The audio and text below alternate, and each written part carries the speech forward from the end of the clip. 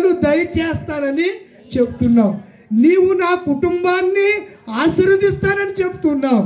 నీ ఆశీర్వాదము నొందిన నా కుటుంబము నిత్యము నీ సన్నిధిలో ఆశీర్వదించబడును గాక. దేవునామ స్తోత్రం కలుగును గాక. హల్లెలూయా, హల్లెలూయా. మన కుటుంబాలు ఆశీర్వదించబడాలి అంటే మనము తప్పకుండా దేవుణ్ణి స్తుతించేవారిగా ఉండాలి.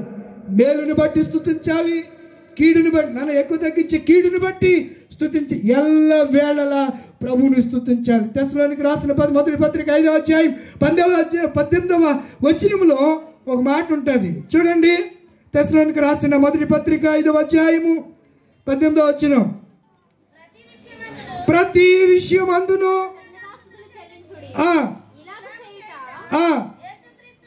యేసుక్రీస్తునందు దేవుని చిత్తం. ప్రతి విషయములను అన్ని విషయాల్లో ఎవరిని స్తుతించాలంట? దేవుని స్తుతి. ఇలా చేయుట దేవునికి ఇష్టమైన కార్యం. దేవునికి ఇష్టమైన కార్యం ప్రియులారా.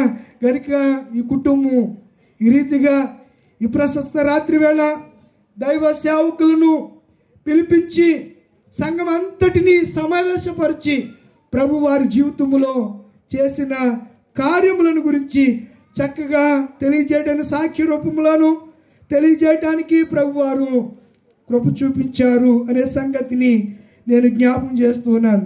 ప్రభువా కాచితివి ఇంత కాలం, కాచితివి ఇంత కాలం. ఏం చేద్దాం? చావైన బ్రతుకైన దేవా, చావైన బ్రతుకైన నీ కొరకే దేవా, నీ సాక్షిగానే జీవింతునయ్యా ప్రభువా.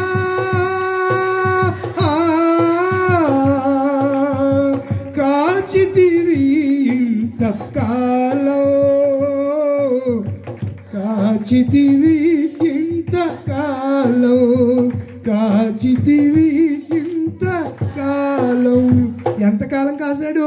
ఇంతకాలం. ఈ దినం వరకు, ఈ సమయం వరకు కాచిన దేవుని మనం ఏం చేయాలి? నోరారా స్తుతించాలి. విరిగి నలిగిన మనసుతో స్తుతించాలి. కష్టాలున్నా, నష్టాలున్నా, ఇబ్బందులున్నా దావీదు వలె దేవుడు తప్పనిసరిగా మనకి జయమిస్తాడు, నెమ్మదిస్తాడు. చాలామంది అంటారు మా కుటుంబంలో అసలు నెమ్మదే ఉంటలేదండి అయ్యారు. ఎందుకుంటుంది? ఎందుకుంటుంది? దావీదులా మనం ప్రార్థన చేస్తామా? ప్రార్థన లేకపోతే ఏమొస్తుంది? శోధన వస్తుంది. అందుకే యేసుప్రభు ఏమన్నాడంటే మెలకుగా ఉండి ప్రార్థన. ప్రార్థన లేకుండా తండ్రి పువ్వు అని గొక్క బోర్లంగా పడుకుంటే, ఎల్లకిత్తలాగా పడుకుంటే కొంతమంది ఇలా వేసి పడుకుంటారు. ఇదేం చెప్పు, ఈ లైట్ వెళ్ళగానే ఇంకొకటి దేవస్థానాడు శుభ్రంగా కరెంట్ పెట్టేసుకో ముద్దులు చాకొట్టి చెత్త దరిద్రం వదిలిపోద్ది. పరమందు దేవుని కంటే అలా పెట్టుకుంటే ఏమవుతారంట? యోబేమన్నాడు? వేషధారిని అలా ముద్దులు పెట్టుకునే వాళ్ళందరూ ఎవరంట? వేషధారులు అంట. దేన్ని చూసి? లైట్ని చూసి. మీరు బాగా పెడతారు కదా, లైట్ని చూసి ముద్దులు బాగా పెడతారు కదా. కనుక నా ప్రియమైన దేవుని పిల్లలారా, ఈ ప్రశస్త రాత్రి వేళ దేవుణ్ణి స్తుతించడానికి, ఆరాధించడానికి జాకోబు రాజలక్ష్మి దంపతులు వారి కుటుంబం అంతా రీతిగా కూటాన్ని ఏర్పాటు చేసుకున్నారు. భోజనాల కార్యక్రమం ఉన్నాయి. సమయం 8 గంటలు అయింది.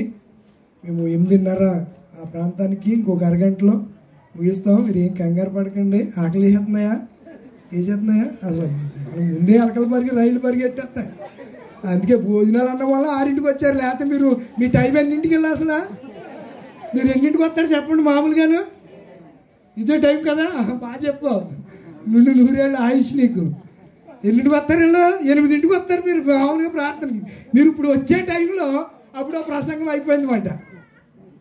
అంటే ఎందుకు వచ్చారు మీరు అంటే మళ్ళీ మీకు కోపం నుంచి భోజనాలు తెలుసుకుంటూ వెళ్ళిపోయారు. యాకోబు గారు నా మీద డబ్బులాడతారు మీరు అన్నారని వీళ్ళు ఎవరో భోజనాలు. నేను నా ఉద్దేశం ప్రియులారా, దేవుని పిల్లలారా, my dear brothers and sisters, నేను నా ఉద్దేశం అది కాదు. మనం ఎప్పుడైనా సరే ఒక సమయానికి దేవుని సన్నిధిలోకి రావటం అనేది మన జీవితాలకి మన కుటుంబాలకి ఎంతో ఆశీర్వాదకరం. అట్టి కృప పరిశుద్ధాత్మ దేవుడు మీ అందరికీ అనుగ్రహించును గాక. ఆమేన్.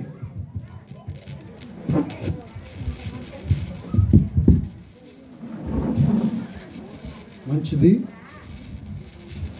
ప్రియులారా, గొల్లమూడి ఎపిఫానియా లూథరన్ సంఘ విశ్వాసులైనటువంటి మీకు అందరికీ, అలాగే స్థానిక సిఆర్ గారు చంద్రశేఖర్ గారికి,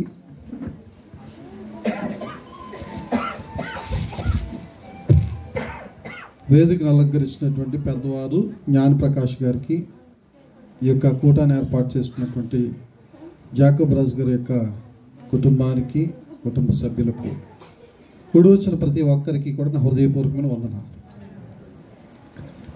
మంచిది ప్రియులారా, దేవుణ్ణి స్తుతించడం మంచిది.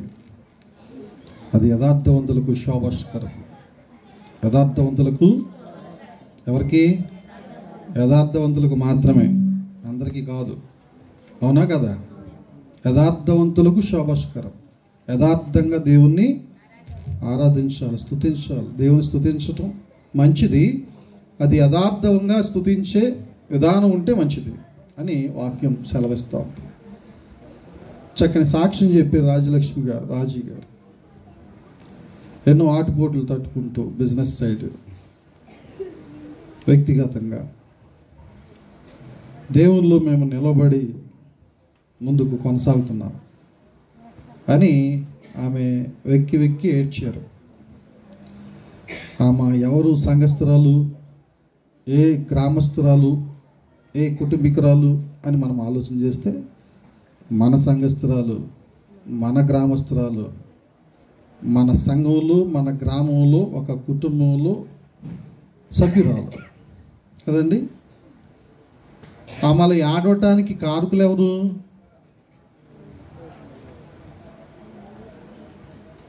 అంజుబాబు గారు ఎమ్మెల్యే గారా? కాదంటారా? డిప్యూటీ సీఎం పవన్ కళ్యాణ్ గారా? మాజీ సీఎం జగన్ గారా? మనమే.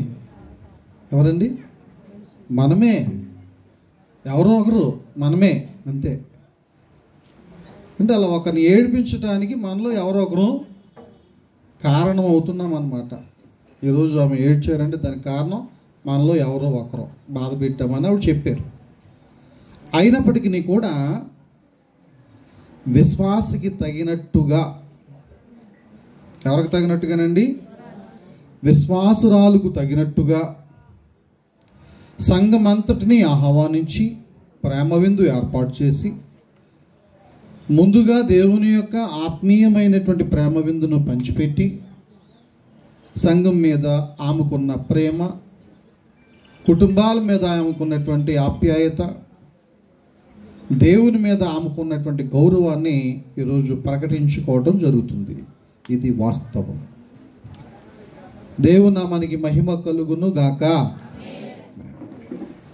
ఆది అపోస్తులు 12 మనం ఆలోచన చేస్తే 12 రకాలుగా వాళ్ళు హింసించబడ్డారు, 12 రకాలుగా హతసాక్షులయ్యారు, 12 రకాలుగా వారు క్రూరాతి క్రూరమైనటువంటి హింసాకాండలకు బలైపోయారు.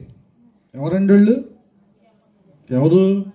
ఆది అపోస్తులు, యేసు ప్రభు వారి యొక్క శిష్యులు, యేసు ప్రభు యొక్క మాటలు స్వయంగా విన్నటువంటి వాళ్ళు, యేసు ప్రభుతో స్వయంగా నడిచినటువంటి వాళ్ళు, యేసు ప్రభు వారితో కలిసి పండుకున్నటువంటి వారు, యేసు ప్రభు వారితో కలిసి భోజనం చేసినటువంటి వారు, దేవుని యొక్క దివ్యమైనటువంటి వెలుగును చూసినటువంటి వారు, రూపాంతర కొండ మీద పేతురు యోహానులు యేసు ప్రభు యొక్క వాస్తవికమైనటువంటి సత్య రూపాన్ని చూడగలగడం చూశాం.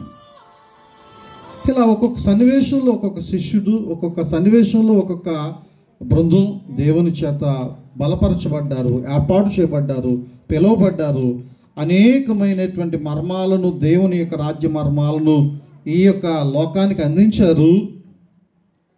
ఉన్నది ఉన్నట్టుగా చెప్పారు. కాకమ్మ కబుర్లకు తావు లేకుండా వాస్తవికమైనటువంటి సత్యాన్వేషణలో వారు ప్రయాణం చేసి అనేకమైనటువంటి చిక్కుముళ్ళకు ఎదురాడి అనేకమైనటువంటి ప్రతికూలమైనటువంటి సమస్యలను ఎదుర్కొని చివరికి తమ ప్రాణాలను సైతము లెక్క చెయ్యక దేవుని యొక్క సత్య సువార్తను ప్రకటించినటువంటి ధీరులు, ఆత్మీయ శూరులు ఈ 12 అపోస్తులు. అందులో ఒకరు పద్మాసు ద్వీపమునందు పరవశుడైనటువంటి యోహాను గారు. ప్రకటన గ్రంథం రాశారు ఆయన. దేవుని యొక్క వాక్యాన్ని చెవులతో వింటూ ఆయన ఎవరు రాశాడు? మేము చెవులతో విన్నదే చెప్తున్నాం, చేతులతో ముట్టుకున్నదే చెప్తున్నాం,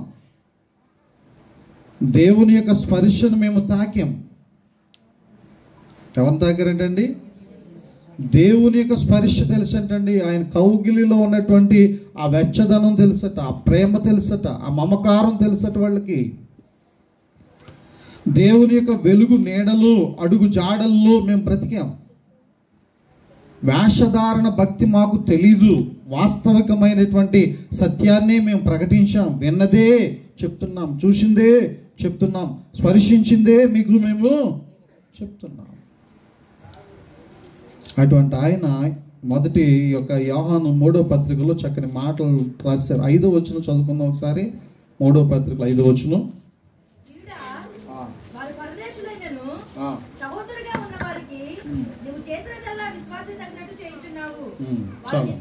చాలు. ప్రియుడా, వారు పరదేశులైనను సహోదరులుగా ఉన్నవారికి నీవు చేసిన